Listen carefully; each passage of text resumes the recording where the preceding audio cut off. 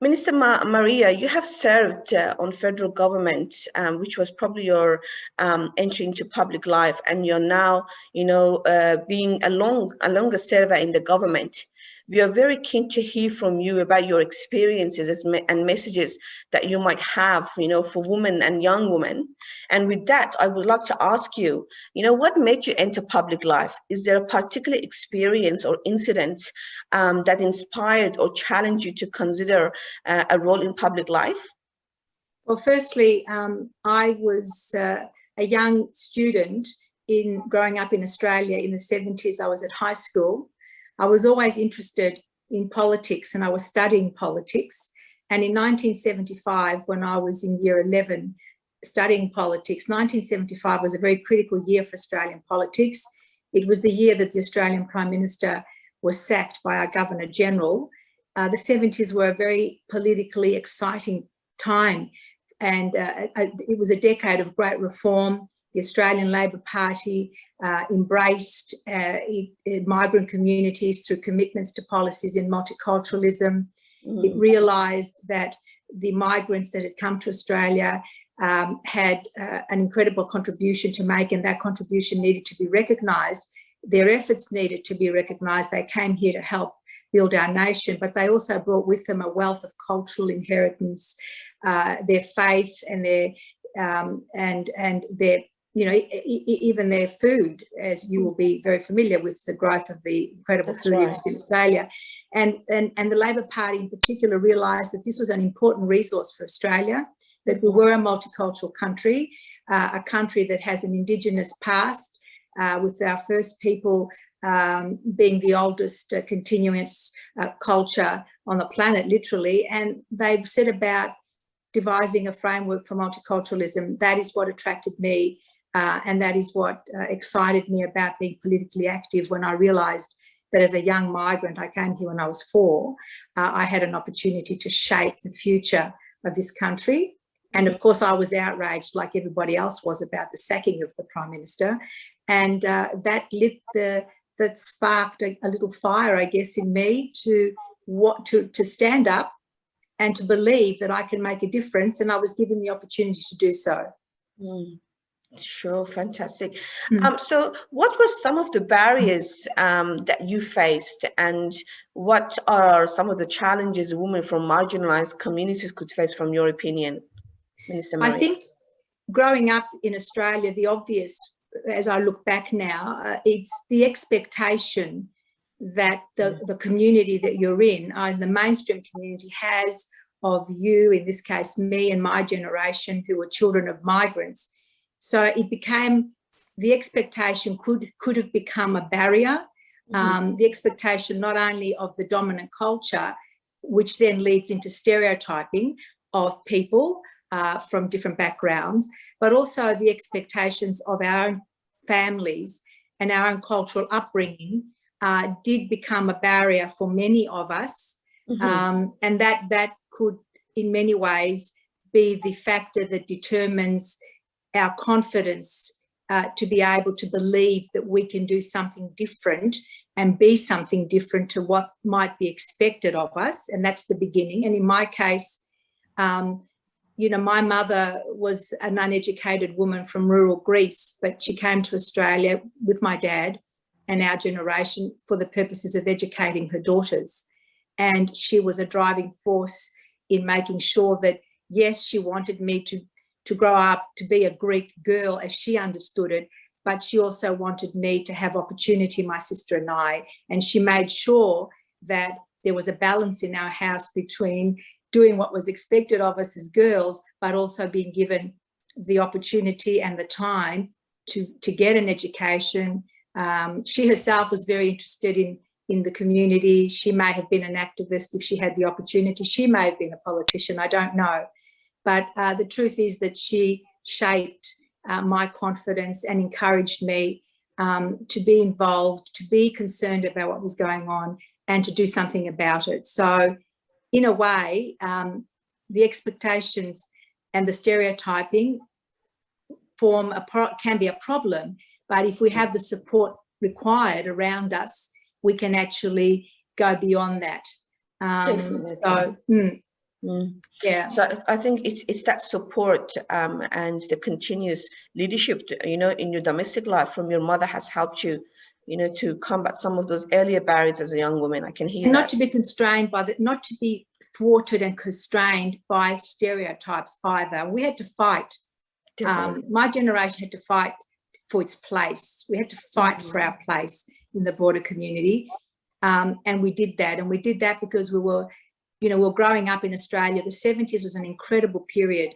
And multiculturalism actually gave us a hand to assist us in fighting for our place, to fight against the stereotyping and to fight against expectations of stereotyping. And that's how important those sorts of public policies are in assisting and supporting the community, and especially people or women in particular that have additional barriers put in their way as a result of their life circumstances. One of the 12 critical areas of Beijing Platform for Action is institutional mechanism for advancement of women.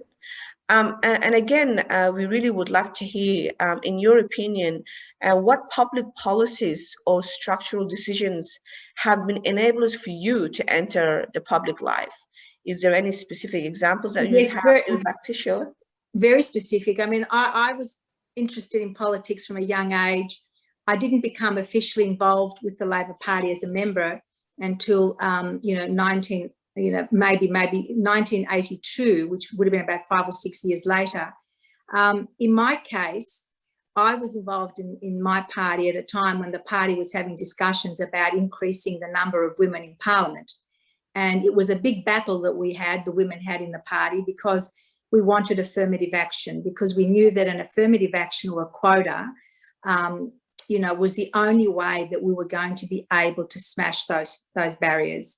There was no other way. Everyone agreed that we had to have more women in Parliament. No one disagreed with that, but we were never going to get there without an affirmative action policy. And we adopted affirmative action policy. We set ourselves targets, a certain number of percentage of women by certain periods of time.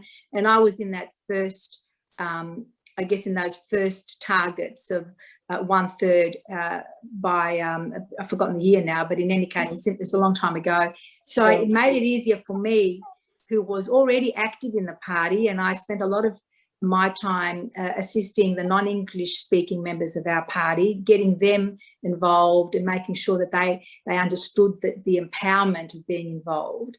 And the opportunity was there. I was a woman of migrant background. I was a woman, and I was also of migrant background, and it was the timing for me. And I still had to go through pre-selection and elections and things, and it was a male that I had to stand against. But in the end, I and a whole series of other women at that time were successful, and our party today has reached its 50% plus target. And you'll be aware that the government party has finally agreed or realised that their only solution to getting more women on their side of politics, on the Conservative side, is to actually set quotas. And that's a big change in the attitude towards quotas. Sure. We've just heard you speaking, about enablers, barriers, and policies. I was wondering how are some of these different, from the country that you have grew up? So Greece. Would it be much more challenging? I left Greece when I was 4 years old. So I grew up in Australia. However, I have kept a strong interest in what goes on in other countries in relation to women's issues. And with Greek society was a patriarchal society, like any other. When in the early 80s, the socialist government of PASOK, and it takes, I'm going to refer to this because it takes a political party in government to make change. They became the government, and they immediately set around about introducing legislation to, for example, outlaw the dowry. Legislation that allowed women to keep their own surnames upon getting married. And not only that, but also, for example, to give their own children their surnames. So their affirmative action policies that went into law changed on the legislative framework around the rights of women. So the country that I was born in but didn't grow up in is a good example of progressive political parties understanding the need for change, reforming legislative frameworks that actually almost make it law for women to be, in this instance, women, to have equal rights as men. And that challenge continues. It's something that we will never say, we can never say that we have won the war until every woman on this planet lives in a country where her rights are equal to her male counterparts, and there's no possibility of discrimination, and that battle is still going. So we win it in some places, but we've got to fight for the women in other places. Sure, couldn't agree more. Probably my last question to you, Minister Maria, is that, you spoke a little bit around, your own challenges as a young woman, and you grew up and be, a successful politician today. What advice would you give to young migrant and refugee women who would like to enter the public life? Do you have a message to the next generation of women from actually diverse communities who are marginalized? I do, and my message is very simple.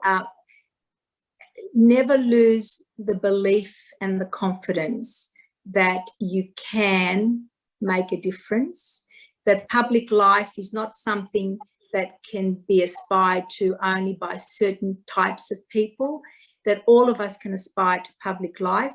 If we find a pathway of opportunity to enter public life, we should do so. We shouldn't be discouraged. I think young women today carry the baton for the next generation of leadership for women, and I think that theirs is a responsibility to be interested, to be determined, to have the confidence, to have the courage, to believe that they can make a difference. Because if the women in our community don't believe in themselves, then we will never get to a stage where enough women are sitting in positions of power and influence so that they can change things for the benefit of the community. Women at a community level, we're all very confident to go and be involved in organisations and to do things, but there's something, but going into public office is not as unreachable as people think, as women would think. And I want to encourage young women not to be distracted, not to be turned away by a political process that at a given time may look, awful. At the moment, the debate around, the sexual harassment of women in Parliament it's an awful time, and a lot of people and a lot of young women are thinking, oh my goodness, I don't want to be involved there. That's right. That's part and parcel of a system that needs to be changed. And if you want to change things, you have to be involved. You have to be interested. And as I say to my primary school children when they ask me, why did you become a politician? I say, I think it's because I didn't mind my own business. I never minded my own business. I was interested in what everybody else was doing and how I could be involved. So don't mind your own business in a positive way, and give your talent and your capacity to changing the community around you and to shaping the future of the country that you live in.